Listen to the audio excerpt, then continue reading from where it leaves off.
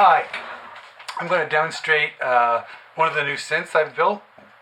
This one is based upon Ray Wilson from Music from Outer Space, his Echo Roket. I'll show you the inside here. It's later on after the demonstration of how this was actually built from the schematic. But when I conceived of a small synth, I wanted something that I could take to a live location, to a small concert or a bunch of people jamming around with guitars and instruments. And I wanted it somewhat portable, but in keeping with the theme, I'm also doing these sort of sculptures that I'm building these synths into. This particular one is plugged into the guitar amplifier here. It's got a line input for a guitar or a microphone here. And it's got two control voltage inputs here, so I can plug my other synths and analog synths into them. The outside's just done, it's done in a plain wooden box, and so the theme here was something that you'd order from the back of a comic book. And you know, in the back of the comic book, it's got those wacky kind of ads that you could buy everything from X-ray specs to onion gum to a 6-foot nuclear submarine for $4 or whatever. The back of if it's got one of the ads from the comic, which was actually in the back of the comic that I took that from. Inside, I'm going to open it up. Inside, what I've got is I've got a control panel that has a color scheme that is basically the color scheme from comics, and the inside top lid here has got this jet rocket ad, which I actually ordered a Polaris submarine. This was a jet rocket, but it was the same company, and it was a pile of garbage when you finally got it. The whole thing's powered by 9 volts, and I left the 9-volt battery with this wire sort of coming out to give it that chintzy kind of build feel that you've got from any one of these things, but it is at least fairly stable and it packs well.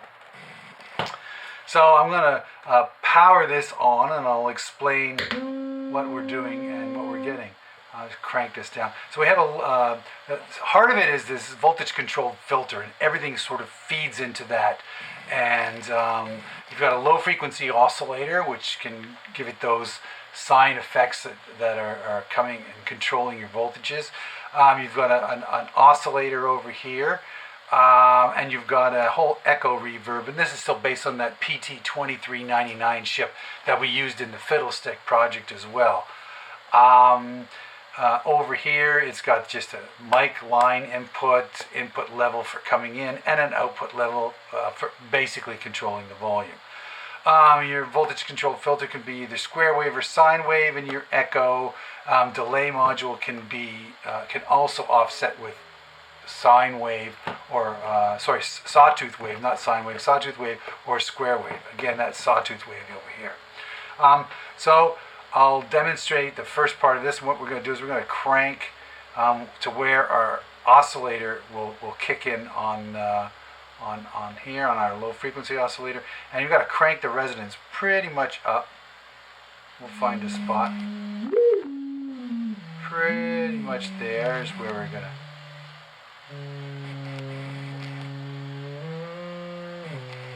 And we can get pretty low. And if I go this way, I can go right off the charts with that one. Again, here we can. This is kicking in. This is basically the kick in for the low frequency oscillator. So we can bring this in.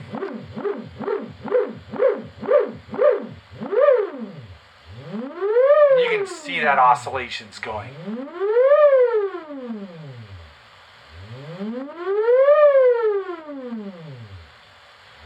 Kick it over to the square wave.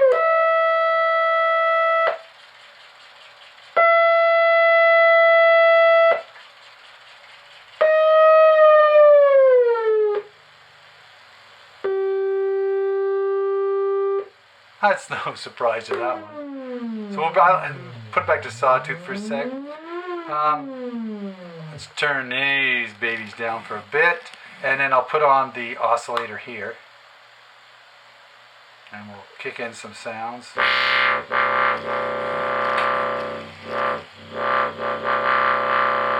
this is purely this oscillator here. And what I can do is actually get into a mix between the two of them here.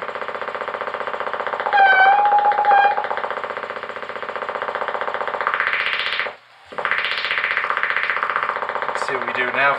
When we roll in between here and here on the cutoff modulation, it should balance between the two. And you're going to get that cross between, I could go more to the oscillator here, or more to the low frequency oscillator over here.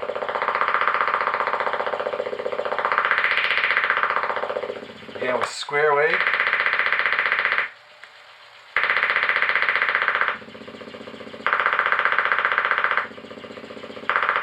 And that's preference, right? You can hear the preference bouncing between the two.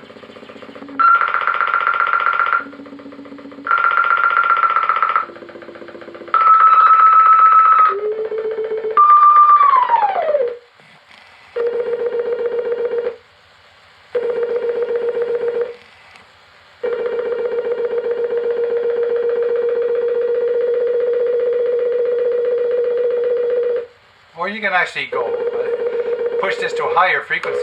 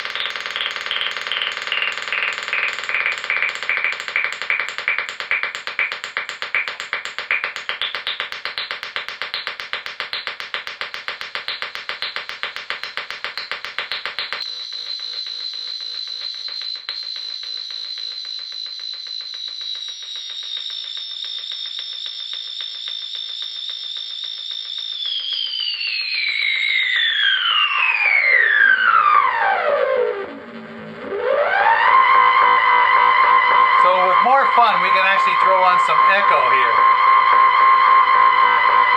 So we'll put on repeat, which is actually a repeating a sample of a signal.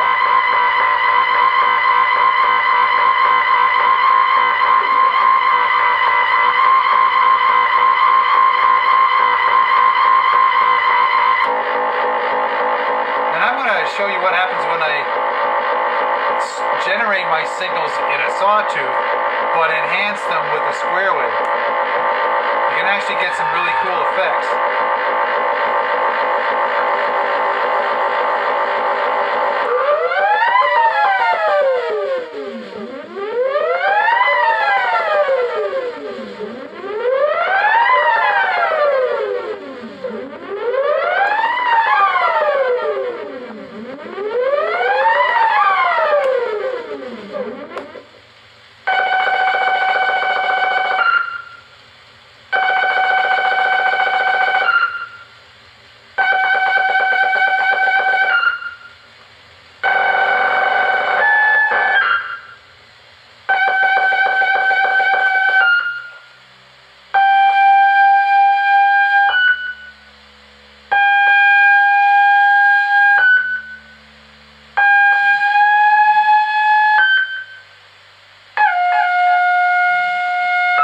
And again, that's that low frequency oscillator, just making the whole thing get this long repeating pattern.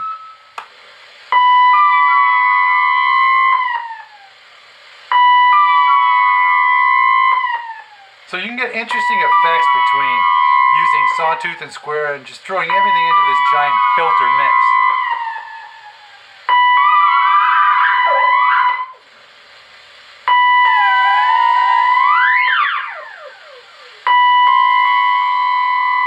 And by putting a guitar into here, basically you can use the oscillations from the guitar to actually initiate these sounds. So the vibrato of the guitar would come in and actually initiate those sounds going to make the whole thing good. Anyway, this is the new synthesizer. Hope you liked this little demo. And I'll put some images up to show the circuit boards on the inside. I use Vero board, strip board. I just download the schematics from any one of the numerous sim sites and just build them from that. I don't often use printed circuit boards because again, these are one-off sculptures that are coffee table art as much they are practical instruments to go along. To take the previous video, which is the fiddle stick project, and actually plug it in here, I've actually got to build another circuit to take that low voltage digital and raise it to the voltages of an analog. This one particularly is running on 9 volts. Some of the later synths you'll see that we're building are actually 12 volts and maybe 15 volts, depending on how many octaves we want. Again, anyway, thanks for dropping in.